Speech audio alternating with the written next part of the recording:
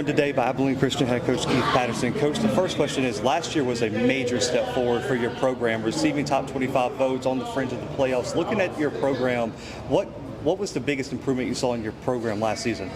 Well, obviously, I think just the expectation to win, and it's a player's game, and I thought our players did a tremendous job of buying into our philosophy and the program that we brought into play there at Abilene Christian, and very proud of them and the buy-in, and had close in a lot of games that could have come right down to the very last 2 or 3 seconds of the game. So was very proud of the progress we made, but by no means are we satisfied, and looking forward to continue to move our program forward.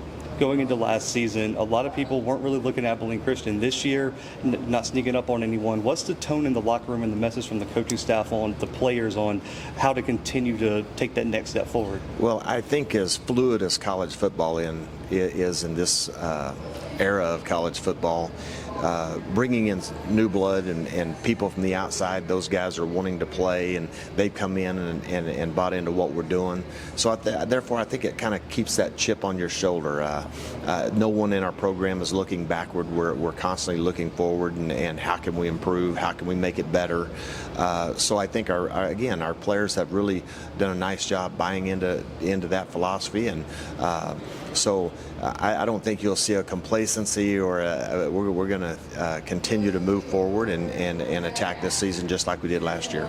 Coaching has changed so much in just the past few seasons, the explosion of the transfer portal, windows, all kind of different stuff. How do you and your staff balance the high school recruiting, the transfer portal, and the loaded JUCO circuit in the state of Texas? Yeah. I think I saw something where just this past season we brought in 33 new players, 17 through the portal, 16 high school players, and of those 33 people, I think somewhere around 27 or 28 of those guys were from the state of Texas or Oklahoma. So we understand where our recruiting base is. But yeah, it's just managing. It's just a different dynamic than what it was 5 years ago, 10 years ago. So I think it's almost like a general manager. You got to manage your roster. It's a little bit unique. It makes April after spring football, when the portal opens back up, you got to stay aggressive, communicating with your own players, and as well as trying to fill roster spots and create depth and bring in players that can make a difference. Going from last season to this season, what's one thing, or what's the most important thing you wanted to improve on this off season going into 2023 for the team? Yeah, I think we lost three games that literally came right down to almost the last play of the game, and I think just the expectation to win. I think in some of those instances we were hoping we could win, thought we could win, but I think now it's just developing the mentality of expecting to win, and I think we've been able to do that this spring and hopefully this summer.